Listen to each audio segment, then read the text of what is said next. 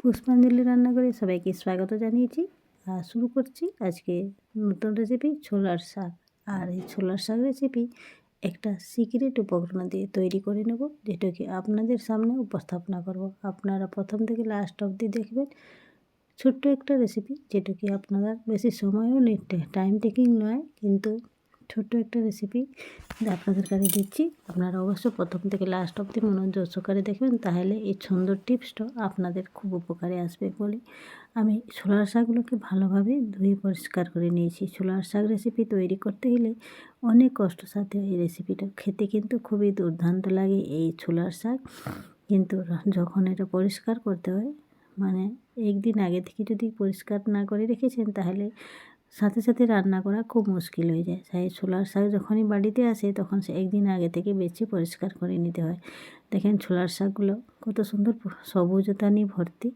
আর এই ছোলার শাক বাজার থেকে যখন আসে না, দেখতে কত সুন্দর টাটকা লাগে, কিন্তু এর যে কাজ থাকে বাঁচতে বাঁচতে দিন ব্যতিক্রম হয়ে যায়। অনেক সময় সাপেক্ষ হয় ছোলার শাক বেছে পরিষ্কার করাটা হলো মেন। রান্না করতে বেশি সময় লাগে না, খুব অল্প সময়ের মধ্যে হয়ে যায়। কিন্তু এই যে রেসিপিটা তৈরি করা আগে বাছা জিনিসটা মেন। আর এখানে যেহেতু শক্ত শক্ত ডাঁটিগুলো থাকে, সেগুলোকে বেছে পরিষ্কার করে নিতে হয়। এক একটা ডাঁটি থেকে পাতা তুলতে অনেক সময় লাগে। সে যাই হোক, আমি সব পরিষ্কার করে তাকে ধুয়ে পরিষ্কার করে রেখে নিয়েছিলাম আগের দিন থেকে। নিয়ে এটাকে একটা বেগুন দিয়ে ছোলার শাকটাকে সিদ্ধ হতে কড়াইতে চাপিয়ে দিয়েছি।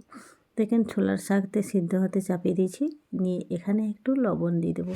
লবণটা দিয়ে কিছুক্ষণের জন্য সিদ্ধ হতে দেবো। লবণটা দিলে কি শাকটা ভালোভাবে সিদ্ধ হয়ে যায়। নিয়ে আমি এটাকে বেগুনের সাথে বেগুনটা দিয়ে লবণটা একটু ছড়িয়ে দেবো। নিয়ে এটাকে কিছু সময়ের জন্য সিদ্ধ হতে ছেড়ে দেবো। যেহেতু ছোলার শাকটা অল্প বেশি অনেক দেখা যায়, কিন্তু যখন ওটা পরিষ্কার করে রান্না করতে হয় তখন অল্প টাকা হয়ে যায়। কারণ ছোলার শাক ডাঁটাগুলোকে ফেলে দিতে এখন খুব শক্ত থাকে না ডাঁটাগুলো। দেখে না, আমার বেগুনটা আর ছোলার শাকগুলো সিদ্ধ হয়ে গেছে। এবার কড়াই থেকে আমি একটা পাত্রতে ঢেলে নিলাম। সম্পূর্ণ সিদ্ধ হয়ে গেছে। এবার কড়াইটা আমি ধুয়ে পরিষ্কার করি, তারপরে এখানে কড়াইতে চাপিয়ে দিলাম। নিয়ে এখানে সরষের তেল নিয়েছি। এখানে সরষের তেল দিয়ে তারপরে একটু পাঁচফোড়ন আর তার একটু শুকনো লঙ্কা, এখানে একটু গোটা সরষেও অ্যাড করেছি। গোটা সরষে অবশ্যই একটু অ্যাড করবেন, তাহলে এই গন্ধটা খুব ভালো লাগে। নিয়ে এই সিদ্ধ করে রাখা ছোলার শাকগুলোকে এখানে একটু একটু করে অ্যাড করে দেবো। যেহেতু ছোলার শাকগুলো জল আসে, তাহলে অল্প একটু খুন্তির সাহায্যে আগে বার করে দিতে, নাহলে তেলগুলো ছিটা পড়ে যাবে। তার জন্য খুন্তির সাহায্যে অল্প একটু দিয়ে তারপরে আমি সমস্ত সিদ্ধ শাক বেগুনগুলোকে ঢেলে দিলাম। নিয়ে কিছু সময় নেড়ে চেড়ে উপর থেকে কিছু মশলা অ্যাড করে দেবো। মশলা মানে কী কী দিচ্ছি সেটা দেখে নেন। সামান্য একটু হলুদ আর একটু কাশ্মীর লঙ্কাগুলো অ্যাড করে দেবো। আর এখানে যেহেতু আগে থেকে লবণটা দিয়ে দিয়েছি, তার জন্য সামান্য একটু লবণ দেবো। লবণটা পরিমাণ মতন দেবেন, কারণ এটা রান্না করতে করতে একটু পরে। আর যে সিক্রেট উপকরণ আপনাদেরকে বলেছি, এই দেখেন, সেটা হচ্ছে এই মৌরি। আর এই মৌরি দিয়ে ছোলার শাক রান্না করলে খেতে যা দুর্দান্ত লাগে, ও গন্ধতে আপনারা ঘরে ঢুকতেই বুঝে নেবেন কি ঘরে ছোলার শাক রান্না হয়েছে। এর মৌরির দিয়ে রান্না করলে অত সুন্দর লাগে। তাহলে দেখেন, আমি এবার উপর থেকে হলুদ আর ইয়েটা দিয়ে দিয়েছি, কাশ্মীর লঙ্কা গুঁড়োটা। নিয়ে কিছু সময় ঢাকা চাপা দিয়ে রেখে দেবো।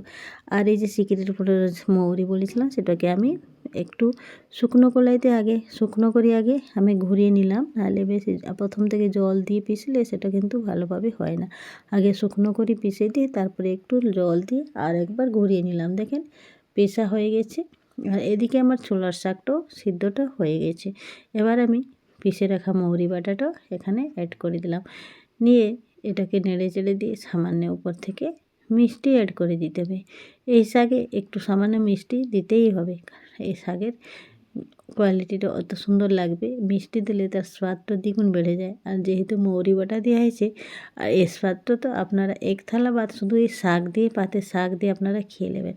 কেমন লাগলো আমার এই সিক্রেট উপকরণটা অবশ্যই জানাবেন। আর এই ছোলার শাক রেসিপিটা কেমন হয়েছে আপনারা অবশ্যই জানাবেন। আর অতক্ষণ ধরে আমার রেসিপিটা দেখার জন্য অসংখ্য ধন্যবাদ। ভালো থাকবেন, সুস্থ থাকবেন। নিত্য নতুন রেসিপি পেতে গেলে আমার এই চ্যানেলের পাশে থাকবেন। ধন্যবাদ বন্ধুরা। বন্দে মাতরম।